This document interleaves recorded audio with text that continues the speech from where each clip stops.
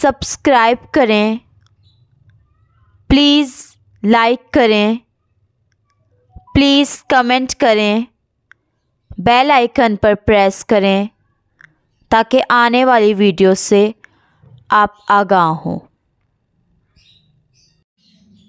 इलियास दवा खाना। गुद्दी आसाबी हाज़म।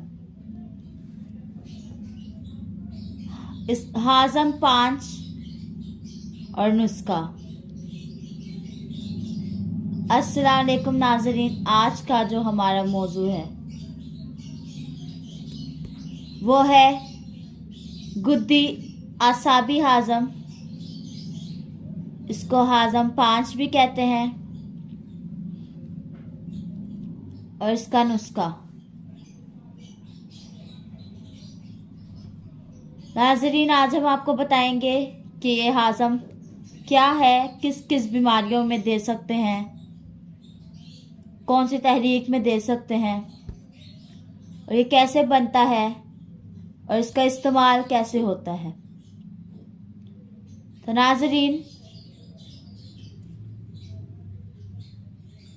ये कैसे बनाया जाए, कौन कौन से इस्तेमाल अमराज में इसको इस्तेमाल करवा सकते हैं, ये अभी हम आपको बताएंगे। और इसको कैसे तैयार करना है ये पहले बता देते हैं। तो इसका नुस्खा पहले देख लें। नुस्खे में क्या क्या चीज़ें हैं ये देख लें। नंबर 1, सुंड।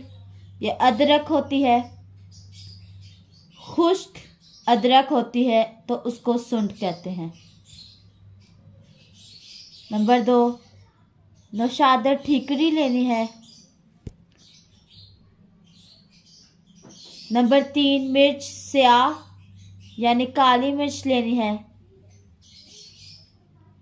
नंबर 4, फुल दराज, ये चारों 1-1 तोला ले लें। मीठा सोडा डालें। नंबर 5, मीठा सोडा ले लें। नंबर 6, खुश्क जंगली पुदीना, ये 2-2 तोला ले लें। नंबर 7, खाने वाला नमक 2 तोला, ये शामिल कर लें। अगर किसी का ब्लड प्रेशर हाई होता है तो इसमें इलायची छोटी वो 2 तोला डाल लें। नमक की जगह नमक ना डालें। ये 2 जगह बनाना चाहें तो 2 जगह बना लें।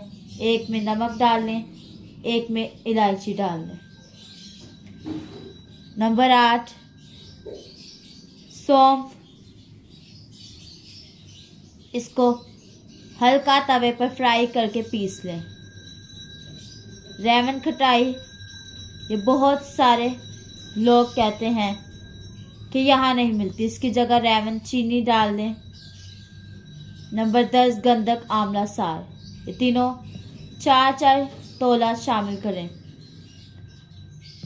नाज़रीन, नंबर 1 सुंड जो है और नौशादर, मिर्च स्याह और फुल दराज, ये चारों 1-1 तोला लेने हैं। उसके बाद मीठा सोडा और खुश्क जंगली पुदीना, ये दोनों 2-2 तोला। और खाने वाला नमक 2 तोला। अगर बीपी हाई है तो इलायची डालें, इलायची 2 तोला और नमक ना डालें। और सौंफ और रेवन खटाई और गंधक आंवला सार, ये तीनों 4-4 तोला ले लें। तो इन तमाम चीज़ों को अलग अलग पीसना है। पीसने के बाद एक साथ नहीं पीसना, अलग अलग पीसना है। तो आप 5 हाज़म यानी हाज़म चूर्ण तैयार है आपका। तो इन सबको पीसने के बाद मिक्स कर लें। तो इसकी मकदार खुराक 4 रत्ती, मकदार खुराक जो है 4 रत्ती से 1 माशा तक है।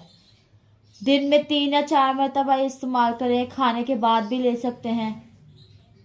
बाज़ सूरतों में आप इसको उज़लाती गुद्दी सूरत में भी इस्तेमाल कर सकते हैं।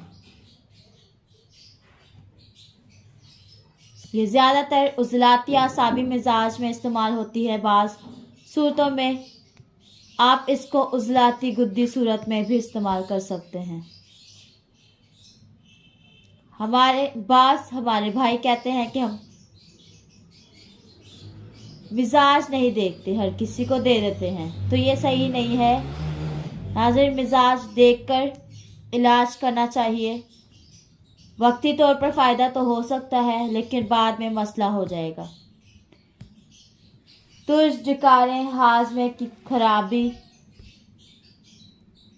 रिहाई गैस जो बनती है, बदहजमी हो जाती है, सदावी पेट का दर्द होना,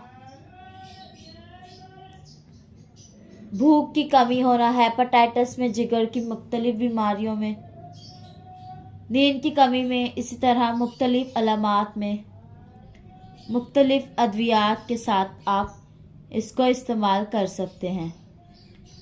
हर दवाई को बनाते वक्त 2-4 चीज़ों का ख्याल रखें कि हर चीज़ खालिस हो, और दूसरा कि पंसार से दवाई ना पिसवाएं,